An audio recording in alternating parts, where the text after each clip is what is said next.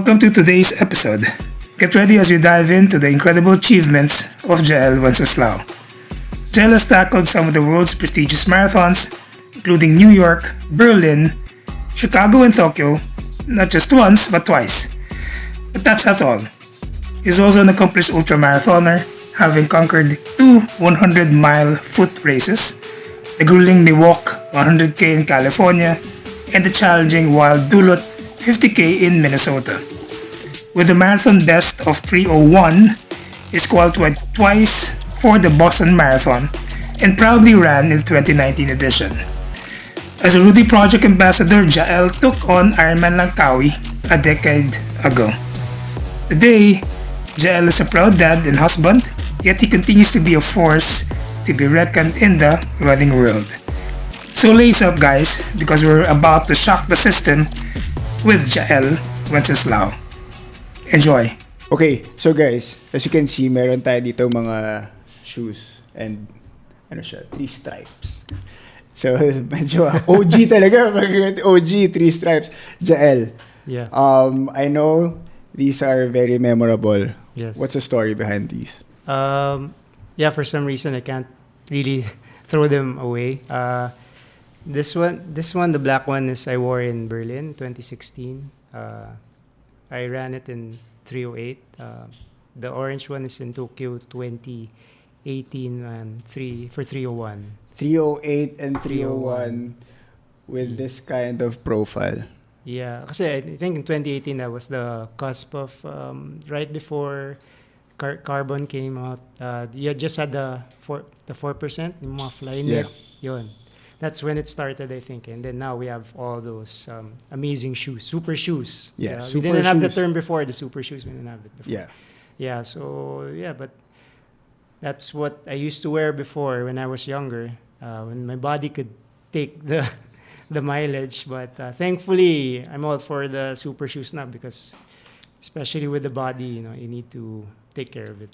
So, are you a fan of carbon-plated shoes with cushioning and all? I am. As with anyone, siguro, when they first came out, I was addicted to them, so I'd always wear them. But then during the pandemic, if you keep wearing them though too much, you'll get injuries. Correct. Which is also what happened to me. So I learned the hard way. So now I just wear them for racing. Strictly. Racing. Or maybe, yun nga, I'm trying to get used to it, maybe right before the race. But don't really wear them every single time. So is it advisable that you wear carbon-plated shoes during like interval training or? Well, I'm just talking from experience now since It's I'm not it's really, okay. Yeah, I'm not really a coach. It's fine. But yeah, I would say I used to do that, but I realized it gave you a false sense of fitness. False sense of fitness. Yeah. Okay, sige. Yeah, kasi you run the splits and you run the pace and you say in the heart rate, you'd be like, wow, I'm feeling good. I'm doing this really well, the workout. I'm smashing the workout. But then you have to consider the fact that the shoes are also helping you, the super shoes, right? So if you don't wear them, that's where it becomes a problem. It becomes addicting. Kung hindi mo sinuot and then you feel... Mabagal. Yeah, you feel the same. You run the same workout, but you wear a different shoe that's not a super shoe. You feel a bit deflated, disappointed. So you keep coming back to the super shoes. Yeah. And eventually will lead into injuries. Yes. Yeah. I think it's all over the internet. Plantar, calf issues, Achilles. Yeah. Yeah. Well, kasi yung iba, I see some people wearing carbon-plated shoes sa mall.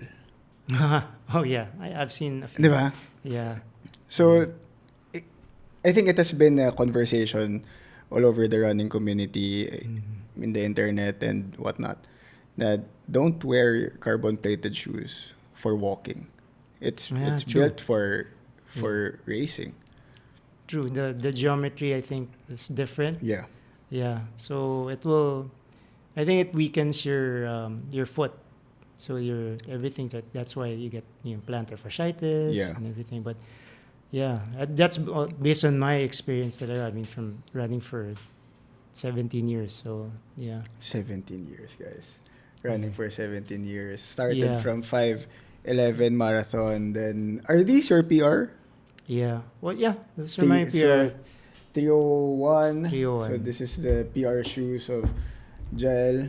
Yeah, ironically nga, the shoes that I used to wear when I started out, they're now coming out as a lifestyle. Lifestyle shoes Yeah, na lang. nakita ko minsan sa store and like, oh, those are the shoes I used to wear. And then they're like, nakikita mo sa influencers. Yeah. Sa Instagram. So, pang ano siya, pang Mega Mall. Yeah. Mega Mall, di ba? Yeah. Kasi, I think, yung mga sumunod dito was aning Adidas na model na mas makapal na siya. Yeah, Adios Pro. Ma-Adios Pro, correct. Yeah. So guys, if you want to take a look at this, and this has been preserved, hindi ko nga alam paano na-preserve to ni Jael. Hindi ko rin alam. Sobrang tagal, hindi siya nag-crack. Yellow. Or, kahit yung sole, it's still white, and there's the 301. So, if you can see it from here, sobrang maganda pa, tsaka it's an amazing journey for sure. Okay, let's go back to 2007. This is the time of the fun runs. Yes. Ito yung hype ng fun runs. Milo. What was your first race that you did here in the Philippines? Did you start right away sa mga long races, or you started from 5K, 10K, then went up to 21? Oh, side story muna. I think the Milo runs, that was, I think there's that boom that came out around 2007. Kaya medyo nauso na naman yung Milo runs. But I think Milo has always been there every year. And my dad actually ran the Milo Marathon in his 1980s. He ran it once. Yeah. Okay. And that's where I guess I got not really the bug, but he had some stories about the training for it. So, siyempre, I became curious. Yeah. Now, in terms of how I started or got into running, it's actually, I wouldn't recommend this. I started out on the deep end. I didn't go like the ladder that you said na, 5K. Be logical, and proper 5, 10. So what did you do right away? Well, I started out in the other spectrum, the very far end, not the longest, because I was training. Well, I was running around ultra, PSC oval, and then yung mga nakasama akong grupo, and then I heard them talking about Bataan Death March 102K. Oh my God. Yeah, and I was like, did I hear that right? 100 kilometers, 102? And then, syempre, he became curious, and then I started asking questions, and then I got hooked on running, more of in ultra running. Ultra running. Yeah, so that's where I started. More of talagang ultra endurance. So 50Ks, 50-miler or 80K, 100K, then eventually 160K, Bataan Death March also, and then hardcore 100 miles in Benguet, which you'd start off, you'd summit, may mga other summits there, but yung notable, of course, is go up Pulag, and then go back down, and then you'd go up Ugo, the other side naman, farther away, before going back to the finish in Cayapa. So, yeah. Then I also did 250 kilometers Manila to Baguio. But that was over 3 days. But still, it's like in chunks of 3 days. Yeah. It's 90, and 70, I think. Yeah, 100. By foot. By foot, yes. Oh my God. Yeah. Ang hirap isipin nun sa bike eh. Yeah, but that was then. I think there should be an expiry date on those things that I did. Now it's different with the family and everything. Kahit ako, I think about it in my heyday, and I'm like, how did I do those things? I guess youth, and also more time and everything. Yeah. And excitement, diba? Everything's new. Correct. Yeah. So, nung ginagawa mo itong the other side of the spectrum, yeah. What was going through your head? Were you there to win, or were you there to just satisfy the itch? I guess to satisfy the itch, yeah, because you want to know if you can do it. Not really the time or the place. Or, if you're podium finisher. Even before, I also tried to run from my house in Makati to Antipolo Church Cathedral, which is around 25K. That's out and back, so it's 50K. And I do that sometimes one Sunday. Yeah. And it's just, I don't know why. Yeah. One Sunday, 50K one 50K, Sunday. Yeah. Yeah. Ibang level ng LSD ni Jael. That was then. And hindi pa to slow. For sure, hindi to slow. So, long distance sila. Wag na, kasi LSD is long slow. Well, you have to slow down. Slow is relative. We all know that slow is relative. Diba? Oo naman, yeah. Kasi, like I said, yung 5'11" ko, I don't want to offend anyone, except for others, that's their accomplishment, right? So, but yeah. But I think naman our viewers and the athletes now are very educated when it comes to that. Yeah, I think the runners now are because of social media, more but educated. Pre-pandemic, kapag nagsalita ka ng ganun, ay, yabang naman ito. Diba? 5'11", di ba mga ganun? Pero ngayon, I'm sure with all na lumalabas sa social media, lahat ng mga coaches and influencers, di ba? They educate each athlete, the runners, on the perspective, I guess. Di ba? Because of course, it's a progress. Your slow this time will be someday it will be faster and so on, diba? Yeah, true. Yeah. Tsaka walang hard feelings, diba? Gusto mo mag 301, dito na, trabaho tayo, diba? Ganun lang naman yun. Then you do the diba? Wala namang problema doon. Yeah, if you don't want to get rest, then it's okay. No judgment. Correct. Yeah. So, hindi ka sumali sa mga cutie fun runs? Or Eventually, I did well because my wife saw me doing that run. Sorry. Cutie fun runs. Fun run na lang, sorry. Mali yung ano. Pero yung iba kasi doon, di ba? Well, let's face it. Yung iba goes to those events. Socialize. Socialize. Iba nga magsha-shopping lang eh. 7-Eleven run. And they do this. Okay. Diba? And they do this. 7-Eleven run, all their near expiry items from the brands, from their merchants, may mga booth na yan. Yung ibang mga nag-register, like siguro mga 1K or 5K events. Kasi yun yung latter part of the event, diba? Hindi pa sila nag-run pero naka-grocery na sila. Nakuha na nila. Diba? So, because it's, you're maximizing the registration. Correct, the registration. So, uwi ka, may grocery ka na. Especially now, I heard it's very expensive now. Correct. Nandito yan. Yeah. So, nabutan mo yung mga registration na 200 pesos. Gano'n. Yeah, parang every week. And kasi that time, 2007, 2008, BGC was still empty. Yeah, quiet. And you could run around safe. Walang masyadong kotse.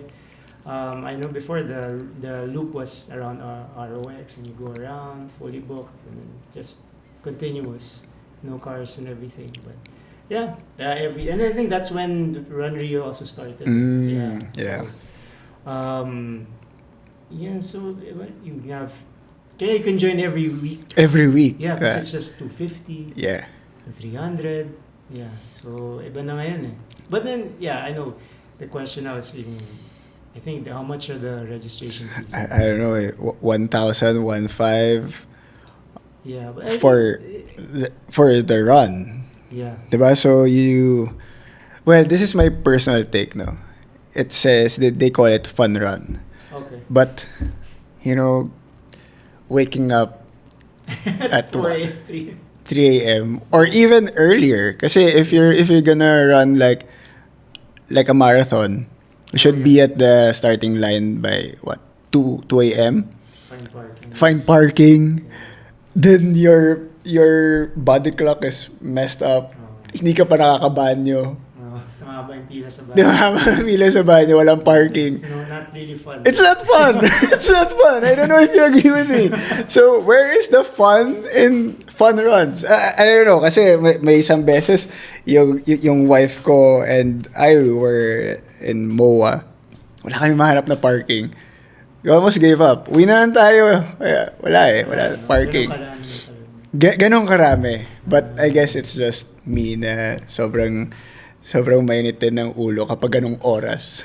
Yeah. But I think, if you think about it, the registration fees, a world marathon major, when I going here, I googled, it's around $300, $315 US dollars. US Here at dollars. Marathon, yeah. So, I mean, compare that to the registration fees here. Yeah. I mean, okay lang naman din yung fees as long as the organization is top notch, right? Correct. You have the aid stations and traffic marshal. Yung aid stations ba sa mga world majors, like yung in-offer ba nila doon, is it really worth it? Like if you evaluate everything, the fees and all, the overall experience when you go to majors? Well, I would think so, but then if you're a non-runner, you wouldn't really. Parang it's not justifiable if you're not into running. Like, you spend how much, and then you have to fly there. Right? But in the first place, you won't be able to do that if you're not really a runner, because that's a qualifying. Well, for Boston is the only one that you qualify. The others is lottery, right? Yeah. Well, sa bagay, if sinuwerte ka nga naman. Yeah, ngayon, if you get picked, do it. I mean, you don't know, you won't get the chance. Yeah. Again, kaya lottery. So, yeah. Kasi yung iba dito, may isa ako nasalihan na ang init na nung tubig. Diba? May lagnat yung tubig. Diba? Humid yung weather. Tapos pagdating mo sa medyo dulong aid station, mainit yung tubig. And then you paid for what? 1,500. I don't know, maybe because it's not. Yeah, of course there are some. It's not really perfect. Even in I know when I ran California International Marathon last December. I heard from others on social media that they ran out of medals at CIM in the US. Talaga. Yeah. So it also happens Which there. is also an Olympic Qualifier. for the Yeah. Americans, yeah. So it should be the best, right? But I heard they ran out of medals. So that's the US. Kaya nga, so Well, I don't really know. I mean, I'm not really an organizer. So, well, I guess it happens.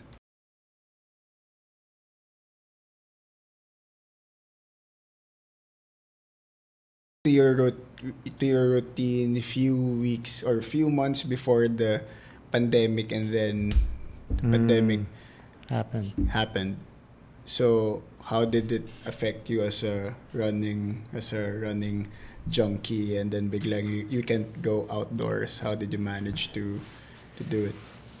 yeah, before I said, go maybe sometimes RevPal. Diba? I mean, cyclists know that RevPal. Yeah, right? RevPal. Yeah, so but that one I'd run up to Sa wall? Palace in the Sky. Yeah, the wall. Yeah, no, sorry. So, The wall is yung sa may tanay yun, diba? sorry. So, sa Nuvali. Oh, Nuvali. So, RevPal, yeah.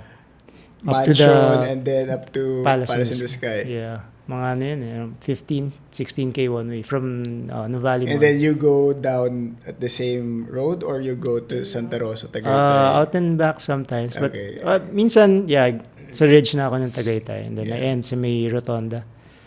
Yeah. So that, yun, see, I would go as far as that to run. But then the pandemic happened. So, thankfully, the building, there's a retail parking.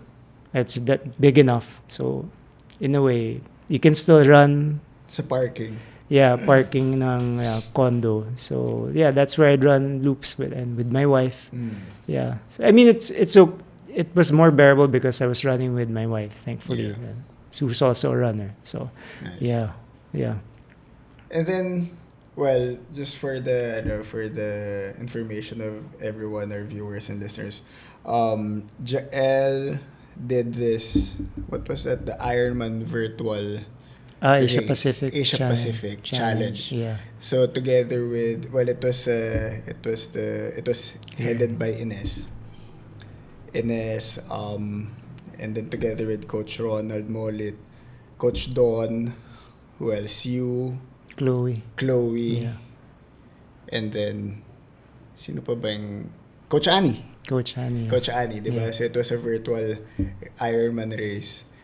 And then it was like the biggest multisport event that time. Yeah. I can still remember. Nasa shoot ako doon. Yeah. And naka-live na kayo. I had to look at the live stream. Sabi ko sa shoot, teka lang, manonood muna ako.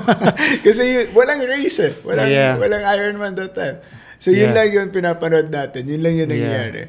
So how did that, and you won first place versus the other. The team, the team of Ines. The team of Ines, diba? So how did that help you with your mental health and all? Oh, it helped a lot. Suddenly you're excited about something. Right? You're training for something. You're training for something. You just, syempre, everyone says, oh, take away the races, you should really love the sport, diba? The process. But then, you have to be honest also. The races also do something to you, diba? If you're training for something. So, it was really helpful, the Asia Pacific Challenge. Maybe it sort of, rekindled the passion that you have for it. Kasi, syempre, after a while, the pandemic, it gets tedious na you're just doing this just so that you have something to do and you're healthy, right? But then, you're not really doing a race. So medyo parang anticlimactic. But this time, you're gunning for something. Yeah. There's actually an event. Yeah, there's an event and there's ranking and everything. Correct. Yeah. And ang maganda doon kasi we were against foreign countries. Yeah, Japan, as well. Japan, Australia. Yeah. And then, syempre, ang audience impact manalo ang Pilipinas. Kasi yun lang yung pinapanood. May votation pa yun. May ano pa that time. Yeah. So, that was one of the major highlights naman ng pandemic. No? Yeah. Speaking of majors, let's talk about your marathon majors. No? So, as mentioned earlier that you qualified twice for Boston and then you did New York, Berlin, Chicago. What else ang hindi mo pa nagagawa dito sa London actually? Do you have plans of every year?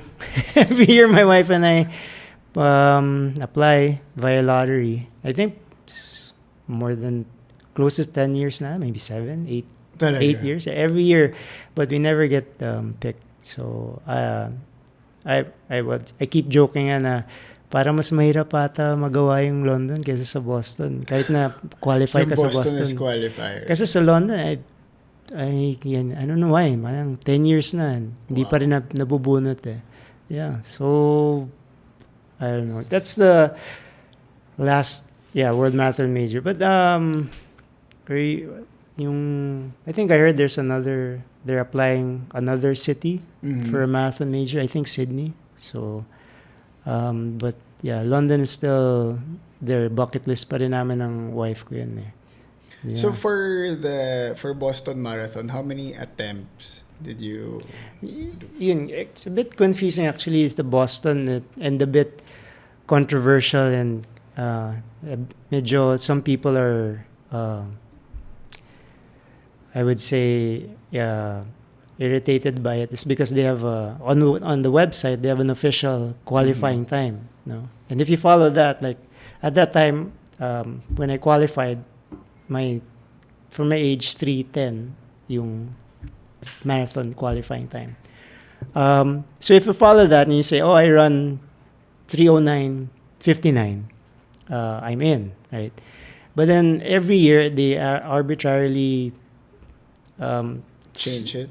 Yeah, they have a second qualifying time or a second cutoff, which is not faster. It's faster. So nag-iiba-iba siya. Yeah, every year it's not consistent. Every year it's like 10 seconds. Some years it's like a minute and 22.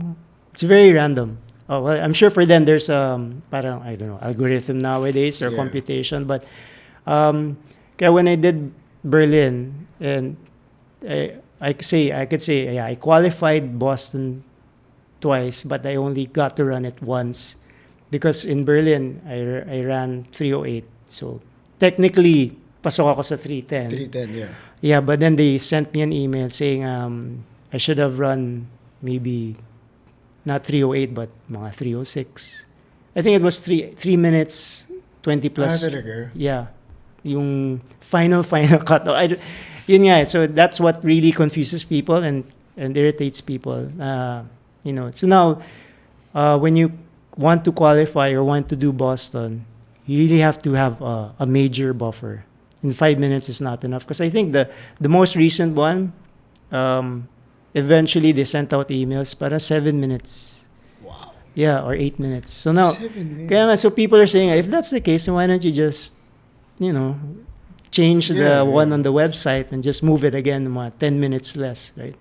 So, kaya ngayon, I talked to some people, some fast runners, and they say, I think I need to add 10 minutes buffer to it, just to be sure. 10 minutes is a lot. Yeah, especially for the younger ones, like yung 3 hours on the website. That means you need to run a 2:50. It's not enough that you run 2:59. Because eventually they'll send an email and say, I'm sorry, you should have run 2:54, 2:50. Yung nakakayak nga eh. Nakakayak. I mean, that's how it is. Kaya in another part, then that's why most people, there's this debate about the charity in Boston and how yes, diba? It's an ongoing debate. Si Ann Curtis did it, si it's back yata. I think so. I'm not really sure. In charity program nila. Yeah. So some people, have reactions to it because runners really train for it. And then they get the rejection letter na ganito pala, 10 minutes, ganyan. And then you hear other people just getting in. Charity is a good thing, actually. Diba? Kasi you raise a lot of funds for those who need it, right? So, I'm not really the right person to judge on, diba? But I'm just saying that from the perspective of those who train for it for like years and years. Yeah. And then they get rejected, and then they get heartbroken and everything. And then you hear other people just, For sure. Yeah. It's a very sensitive topic. Yeah. So if some of our listeners have the same experience, let us know. Kasi si Jael is Jael is an elite runner, but then na-reject ka na rin pala. Yeah. Diba? So I got the letter and I printed it out. Then I put it on the wall, which is what fueled me to run the 2018 Tokyo na 3:01. Kasi I knew, okay, I guess I really need to have a buffer so that I can qualify. Para sure talaga. Ganun pala talaga sa Boston. Para sure talaga. So ngayon, 10 minutes. Para sure. Ayan nga eh. So 3:08 3:01. 3:01. Yeah. So let us know if you have the same experience. No? We have the space right here. We have the comment box. And also, let's have a conversation. Yeah, it's actually blessing. I think because when I was rejected with the time of 3:08, that was the time in Boston in 2018 that they had the major storm, I think. It was really raining, really cold, hyperthermia, and dami natin nag-DNF nun. So, and then finally I was able to run it in 2019, which was their last Boston before pandemic. Nice. Yeah. So, timing worked out. Yeah. Galing. Yeah. So we mentioned all the majors. No, which one was the hardest for you? Definitely Tokyo. Because this time when I ran Berlin, to be honest, I wasn't really gunning for the qualifying time. I just wanted to improve my previous time, and then when I crossed the finish, I think even my wife was the one who said, I think nag-qualify ka ata sa Boston, and I said, talaga? So that's when I checked the website. So talagang honestly, wala sa peripheral ko yung Boston. So, yeah. And then when that was no pressure. And then now coming into Tokyo, suddenly I had a goal in mind. Okay, Need to now I'm thinking of qualify. Boston. So that was the hardest marathon major for me. Yeah. Tokyo. Plus the fact na I was just 2 minutes away from a 2:59, and I was really trying the last 2K. But I was, yung tinatry ko pang bilisan, nagka-cramp ako eh. Kaya I think I better just stick to this pace. Otherwise, baka maglakad na ako, which would be even worse. Oh. Yeah, so I didn't want to be greedy and just, yeah. So, but yeah, I was cramping all over. May nakasabay pa nga ako na foreigner, and he was saying, oh, come on. So, parang sabayan daw niya ako. And he was pulling away, and I was like, I can't. I'm cramping, I can't. So, what was your time in Tokyo sa marathon na yun? Yeah, 3:01. Yun yung That one. Yun yung nagpa 3:01 sa'yo. Yeah. So, nung nakuha mo yung 3:01, sa tingin mo, ano pa yung saan ka nagkulang sa 3:01 for you to beat the 3? I've never... It's a good question. Maybe because it's been so long and that's nag-pandemic, hindi ko na inisip. But I guess, actually it was crazy also training for that because I would do double workouts, I would run hills, I would do trail, I would do like 100 kilometers a week. To be honest, I don't know. It'd be hard to say. Kasi it'd be easy to say more mileage, but then we all know if you have more mileage, it's not really correct. Not exactly science that it's gonna work out na. If you run 200 kilometers, di ba? Kasi baka naman your body can take it. Yeah. So, yeah, but I have to think about that one. That's a good question. Yeah. Diba kasi come to, if you go back to that race to Tokyo, it was just, let's say, 1 minute is what? 200? 400 meters. Yeah. 400 meters, ano pa, saan ka nagkulang sa start? Ano dapat yung ginawa mo in the middle of the race for you to break that sub 3? Yeah. Diba? So, I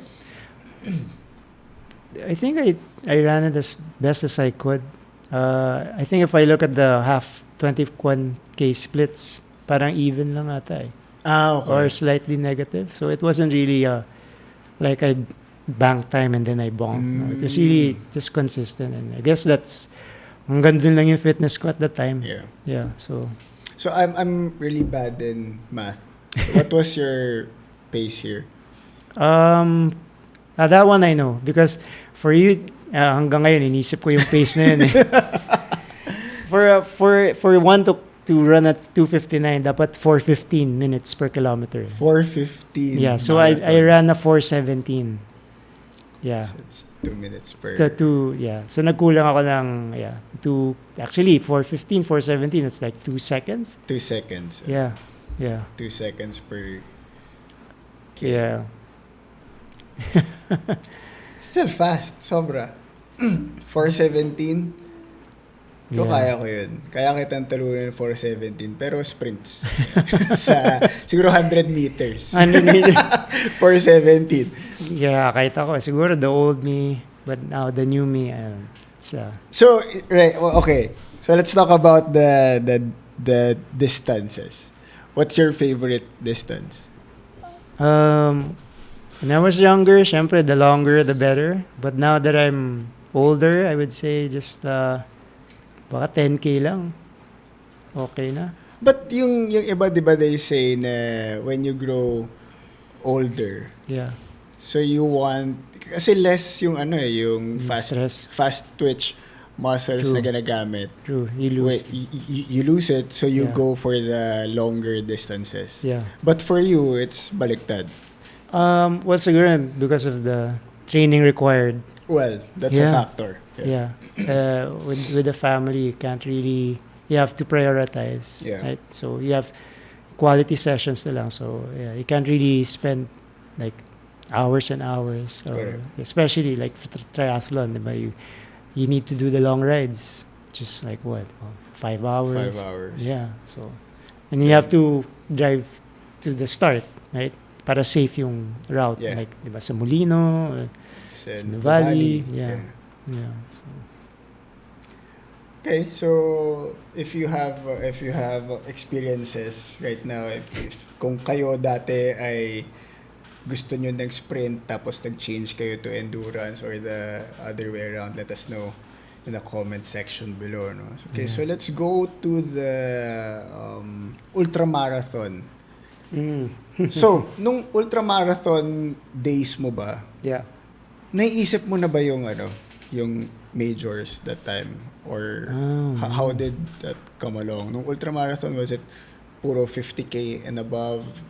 Yeah. Is this my training for the majors, or was it wala talaga akong idea about the majors. It was actually my wife who introduced me. She wanted to do the New York Marathon, and syempre, we wanted to run it together. And then that's when I realized, wow, it's part of this World Marathon major category. And that's when I found out. But when I started, it was just all about long distances, 50K. So, also going around the country and seeing other places. Yeah. Yeah, kasi So it's more of like a racecation. yeah. There would be a 50K in Tagaytay. So Tagaytay to Nasugbu. So that was fun. We'd start sa may People's Park. Correct. Tapos pababa na yung Rotonda, and then yeah. all the way down, lampas lang to going to night.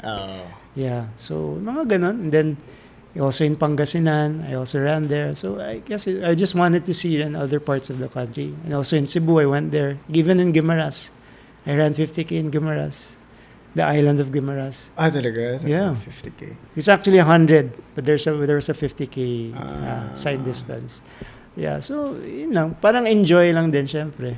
When you're young, you want to see everything. So yeah. Ang doon, ang keyword doon, when you're young. Yeah, in hindsight. Yeah, when you're young. Pero di naman mukhang mukhang young pa rin naman si Jael, di ba? Oo nga, hindi, ramdam ko na, bro. Pero si Jael, makikita nyo yun palagi, pa rin to, tumatakbo pa rin to sa track, sa UMAC. Kasama si Alfred?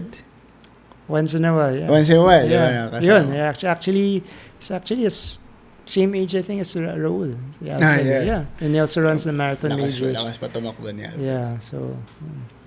So, if gusto nyo makasama si Joel, pero si Joel, run from home yan eh. Hindi yan nagdadala ng kotse doon. So, tumatakbo na yan from... Wala akong patience minsan sa traffic. So, tatakbuhin nyo na lang. Oo, takbuhin ko na lang. I guess yun nga yung pagiging ultra runner ko. Parang pwede ko na lang takbuhin ko na lang. Yeah. So, yung ultra distance, what's going into your mind when you do ultra distances, 50K and up? No, I don't know where I read it, but they say that ultramarathons are just like eating contest.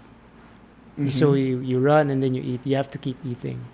So and it's also problem solving. Kasi on the fly, you encounter all sorts of issues. If it's a short distance, by then, alam mo, tapos na. By this time, tapos na. But if it's an ultra distance of like 50K or 80K, it's like a lot of things can happen. So you have to be flexible and, prepared. Things are not gonna stay this bad.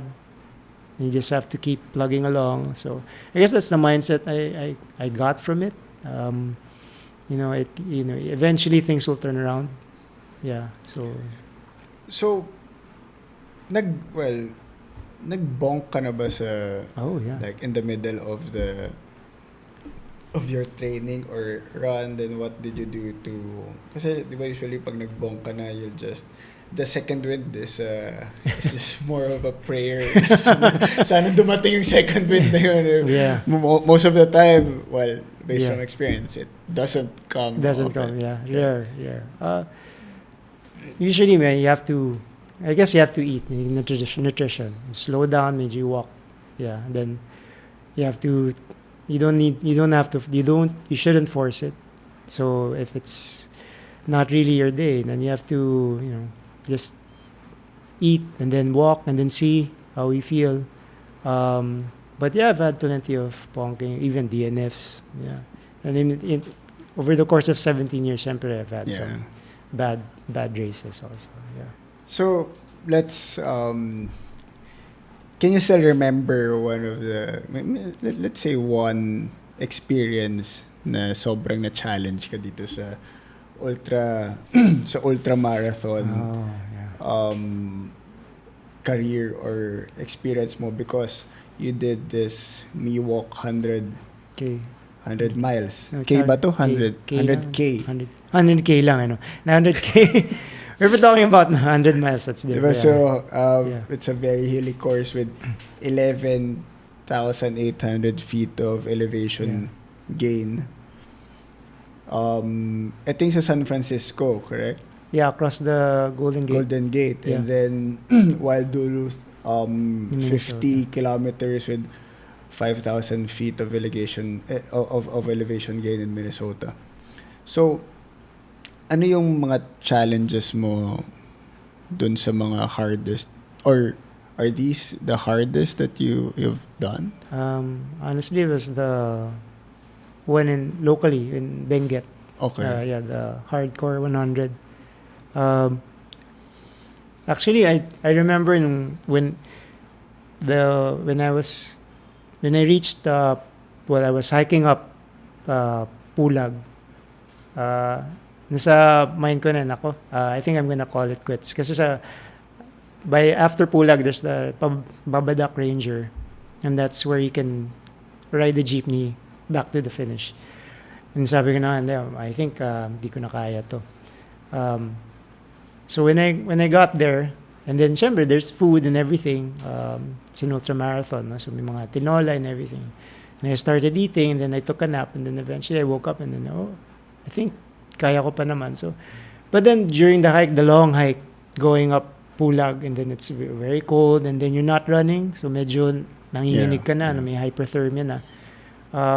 It just, you really started doubting yourself, and talaga nga sinabi ko na, I was gonna quit nga. Sinabi ko nga dun sa friend ko na actually marshal din sa Pulag sa taas, sabi ko, I think DNF na ako. But then, yun nga, when you're in that area, Benguet, it's very remote. So you have to go bring yourself. You can't just be hauled off into like, ito may bus dito, sakay na. Hindi, nasa Pulag ka eh. Kailangan mo pa rin bumabas ng Babadak Ranger, so station. So I had to go then. Siguro, on the way down, I started thinking, and then, But then, I think that was the hardest for me. Kasi, when you think about it, that was close to maybe, I don't know if it's like 90 kilometers in, and that's like you're on top of, nasa Pulag ka, and then you have to go down and then go up Mount Ugo on the other side, and it's like 70, 60 kilometers away. It's like, and then throughout the night, magdidilim, magtatakbo ka, madaling araw, sa gubat, sa bundok, malamig. So, they have these lots of parang demons. So, it's very raw. Hindi ko ma-imagine kasi we had guests also last time, sila Attorney Aldin. Yeah. Jamie. So, mga kasama ko before si Aldin. Yan. Yeah. Nga, pare-pares kayo ng kwento eh. Kung mapanood mo yung episode na yun, kahit ako, yung mga mahilig sa sakit ng katawan. Pero si Brady, Jamie, nandito na ulit sa triathlon, nagsawa na kagad sa so balik siya dito. Focus na siya, nakausap ko siya isang track session namin. Sigurado ka ba dito sa triathlon? Sabi niya, magpo-focus na sa triathlon. So, yun. Yeah. Because that race, I think 30 hours. I forget na ano yung cutoff, but I think it was 40 hours at yung cutoff. Yeah, so that's how long the race is. So you will really run through the night. So yun yung actually the hardest part of any ultramarathon, yung nasa bundok ka tapos gabi na, tapos syempre, you start missing your family, and you're wondering, you're all alone, bakit ka ba nandito, bakit mo ginagawa, di ba? Pwede naman umuwi na eh, bakit mo pa ginagawa? And then you'll do it again. And then when you finish, you'll do it again. Yeah. That's the cycle of that. Yeah, so, kahit naman sa Ironman. Correct. We are done with The boring serious. parts. The boring parts. It's not boring. I mean, the serious parts of the show. So that's basically Jael. Yung adrenaline junkie, Jael Wenceslao. Ayaw din ito sa mahirap. They used to be. Ayaw dito sa madali. Gusto nito sa mahirap, di ba? That used to be. But I guess when you have a family, you change, you gain perspective, I guess.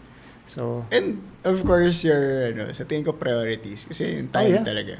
Yeah. For a while, some take a back seat, syempre. But eventually, when your kid grows, then you go back. Important. You go back to the sports that you used to play. Yeah. Kita ko na. I'm excited. Really, I'm excited. Yeah, so, it's just like an endurance event, bro. Yun yung sabi sa akin Papi Dennis nung naglalakad ako sa altar, papunta sa altar. The longest endurance race of your life. Yes. And the most rewarding and satisfying. Yeah, for sure. Yeah. For sure. Yeah. Okay, so on the lighter side, let's talk about this running era. Pinag-uusapan nila, daming naglabasa ng mga throwback posts nila in their running era in the Philippines, no? Kasi ang daming nagsasabi ngayon ng run clubs, ang new dating apps, and even Strava is the new way to hook up. Nabasa lang ito ng producer namin, ha? Hindi ako yung nagsabi niyan, ha? Nabasa lang ng producer namin, binabasa ko lang yung script. So, ano masasabi mo doon kasi daming run clubs ngayon. May Cubao Run Club, may Easy Run Club, may Rockwell, ano pa ba? Adidas, diba? One of the old clubs, Diba? Yeah. Actually, I just came from Singapore last week and I thought sa country lang natin yung may running boom. Sa kanila rin pala eh. Yeah, my Singaporean friend mentioned na nag-boom din yung mga run clubs doon. I guess it's really worldwide, maybe because of the pandemic. They became more health conscious and more into fitness. So even sabi nga niya, shoe brands now, each shoe brand has a run club in Singapore now. Yeah, so nagulat din ako na I guess it's really what it is now. But for me, honestly, well, my wife and I met not because of running but in college. But then we both fell in love with running. Una ako and then a few months siya. And then because of that, we would go on racecations, and then we go. That's why we do the World Marathon Majors together. We join races, so it became a good bonding experience for us. And now that we have a son, we went to Oslo, and then he did the 100-meter dash. It's a good thing. It's a positive thing. So I think it's a very good thing na you hook up with someone is also has the same interest. Yeah. Diba? Instead of malaking bagay yun. Lalo na kung parang pwede ba akong pabili ng super shoe na diba? $300. Kasi, diba? PR ka ba dyan? Sige, naiintindihan ko yan. You talk the same language. Exactly. Diba? So, yun ang magandang doon. Kung parehas kayo mahilig sa running. Madali na mag-apply ng visa. Tama. Yan ang importante, pag-apply ng visa. Diba? Kasi maraming nare-reject ngayon ng mga visa. Minsan, yung iba 10 years ang binibigay. Iba 1 day. Diba? Mahirap doon tayo sa 10 years. Diba? Yeah. So, ayun. So, as mentioned, di ba, ang daming running clubs ngayon. So, you can check them out. May nakita pa ako, New Balance Run Club. Si Hoka meron din. Siyempre, huwag natin kalimutan, si On Run Club meron yan. Yeah. Sa McKinley, si Coach Rujen, ang coach yan, tsaka si JC Abad. Tapos sa UP, si Coach Stephen. And then sa Alabang, si Patrice, and then meron tayo sa Clark, si Coach Abe Tayag yan. On Run Club. Di ba, nakapag-plug ako ng On. Dami pala, no? Yes! So, four locations na ngayon ng On. Nice. Yeah, so, they do it parang every week. Magkakaiba ng locations.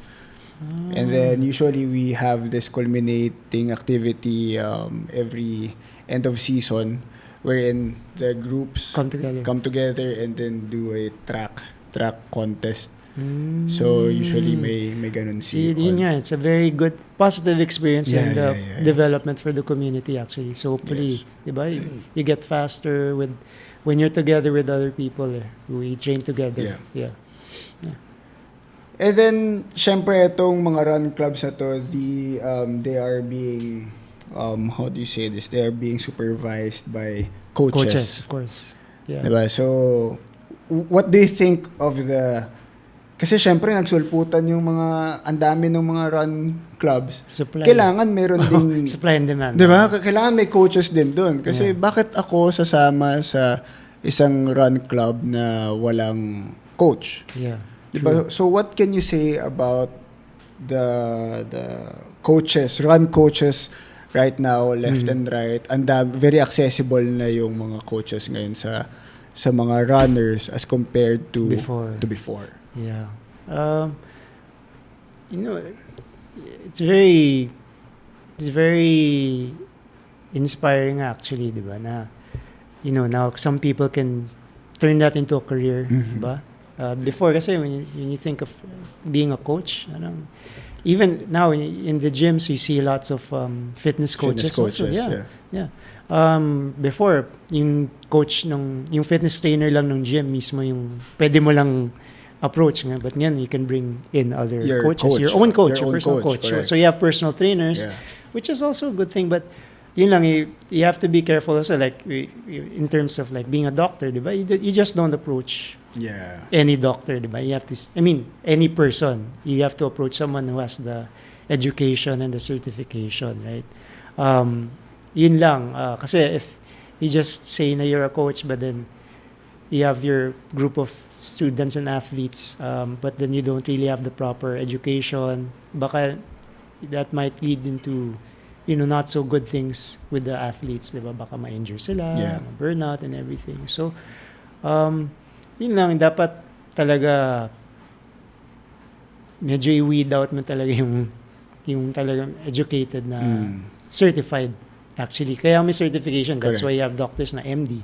Alright. So yeah. So, well, ito, nabasa ko lang ulit ito sa internet. Okay. Ang coach ba dapat mabilis? Okay. Hard-hitting question ka Hindi, nabasa ko lang nga kasi. Di ba? Kasi, ang coach ba dapat, for you na matawag kang coach, dapat ba winning coach ka? Dapat ba mabilis ka? Or yung certification is enough for you to be a coach? Yun nga, maybe to expound on that, I would say it's also like in the NBA, diba, you have coaches, and some say that I won't respect a coach who wasn't an NBA player, diba, or who didn't win titles. Correct. Yeah, so does it also apply to running? It depends on the club itself and your goal. If, as I mentioned at the start of our interview, if you're okay with just running just for running and not really competing on a grand scale na being fast, right? I guess it would be okay na hindi ganong kabilis yung coach mo. But then, syempre, if you also have to consider then not just the time or the elite level of the coach, but also the track record and the experience. Yeah. Experience, correct. Yeah. Especially if the coach is like a national athlete before, then syempre, you have to respect. Sure kang mabilis yan. Yeah. Diba? Alam niya na. Tapos kung 30 years na siya, you seen it all, right? It's medyo debatable din yun, I think. Yun nga, if your coach is not maybe as fast as you'd like him or her to be, would you want him or her to be your coach? Or hindi siya decorated? Yeah. Yeah. Depende rin talaga sa level mo. If you're really gunning for 259 and 250s, na syempre, a coach who's never run that wouldn't really know how to help you. There. Yeah, how to get you. If the person hasn't been there, and then how can he or she answer the questions that you have, right? Yeah. So Yeah. So theories are not enough in that Oh. kind of goal. In Yeah. that goal, diba? Yeah. Same with like if you're a parent and then you read all these books about before having a kid and then alam ko na lahat, nabasa ko na lahat eh. But then once you have a kid, Okay. so you throw that book out the window because it's your own experience and then you have other experiences na hindi mo pala alam paano i-handle talaga. Yeah. So Ganda. Oh, kala nyo, juicy yun. Totoong mga sagot yan galing kay Jael. yeah. So, well, kasi syempre, di ba, ang daming, kasi ako yung mga naging coach ko naman, talagang malalakas. I mean, hindi naman sila mahirap. Hindi nga kami makadikit eh because we know That's why na, they're coaches. Yeah. That's why they're coaches. Yeah. Yeah. Diba? But, of course, hindi naman lahat ng coaches will be in that level. Of course. Kasi naglalaylo niyan, they will focus on other things as well. But they are still coaches. Maybe they will focus on the performance of their athletes more than themselves training. True. Diba? Yeah. So, but still, they are very respectable. Yeah. And they have the right to be called as coach. True. I guess the same with my coach before when I did the 301's coach Titus Salazar. It's actually a level 4 coach na certified sa IAAF, so International Amateur Athletics Federation. But of course that was, when in his heyday, it was a walkathon. Yeah, walkathon. I think it was a 50K record holder locally. Walkathon, 50K. Yeah, 50K. So you look it up. I forget the time, but I'm sure it was faster than most people can run a 50K kasi national national time sa kanya. But now, syempre, he's older and he's coaching, di ba? Syempre, he's not the same. Of course. But he's a coach. Of course. Diba? He has a certificate and everything. So I get what you said. Yeah.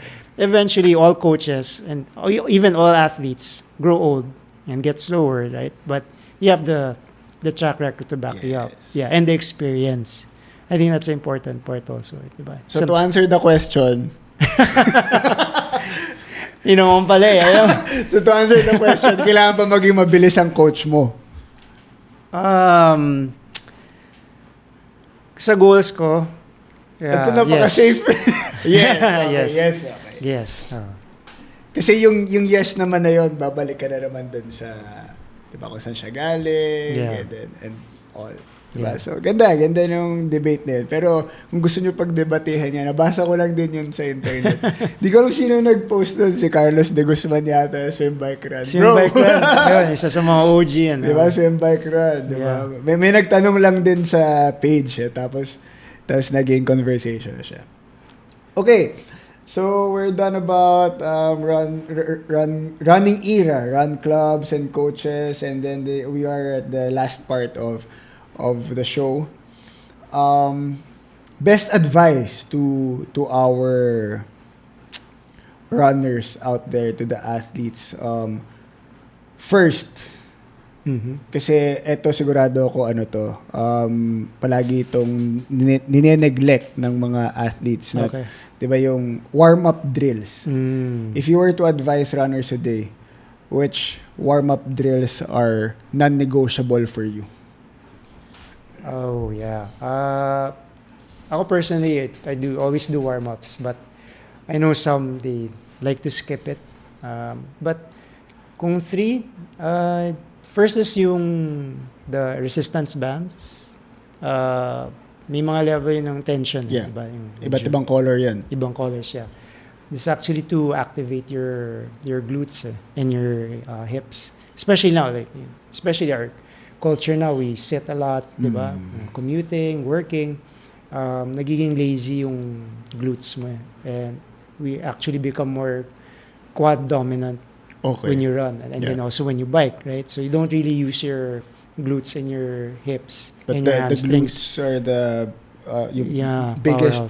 biggest muscle for stability. Group, diba? Yun dapat ang nag-engage. Yeah. So that's what the resistance bands will do. Parang kumbaga to wake them up before you run. Yeah. The next is yung leg swings. Leg swings. Yeah, So side to side and front back. Yeah. And the last is yung skip, the ABC skips. Skips, ABC. Yeah. So it's actually just you're breaking down the running motion Motion. in steps. So those are the drills I would recommend or say non-negotiable. Mhm. Yeah. So resistance bands, leg swings, and then Skips, skips, ABC. ABC, hanggang ano ba to? Hanggang letter, ano ba yun? Skips na to. So, yan. So, ABC lang din alam ko. Yeah. alright, so next question, a must-run workout that any runner will have to do to make them faster. Okay. Actually, I have two. First is at the end of every easy run, you do your like a sprints. Sprints. Yeah. Like 20 seconds. Because if you just keep doing your easy runs and then you don't do your sprints, you get used to the same motion and the same pace or speed. Then the second one is, well, if you can, hill repeats. Yeah. Which is actually speed workouts also, but at least they're softer on the joints kasi nga you're going up and then you walk back You walk down. Yeah. So those are the two na I would say every runner should do. At least different muscle groups yung nagagamit lalo kapag hills. Yeah, and also with hills, the hamstring and the glutes come into play. So you're reminded of how you should really run. Correct. Yeah. Okay, so ang ganda ng tips. Parang gusto ko na tumakbo pagkatapos kagad itong show na to, diba? May PM workout pa tayo. So, Jael, I'll give you this opportunity. Please thank anyone that you want to thank. Sponsors natin dyan and whoever dito tayo sa camera. Okay. Well, first off, thank you for all those who support this podcast. No, new and old. Triathletes and runners alike, and also just want to say thank you to all those who've been a part of my journey. I don't really need to name everyone, but you know who they are. Yeah. So. All right, so that's it.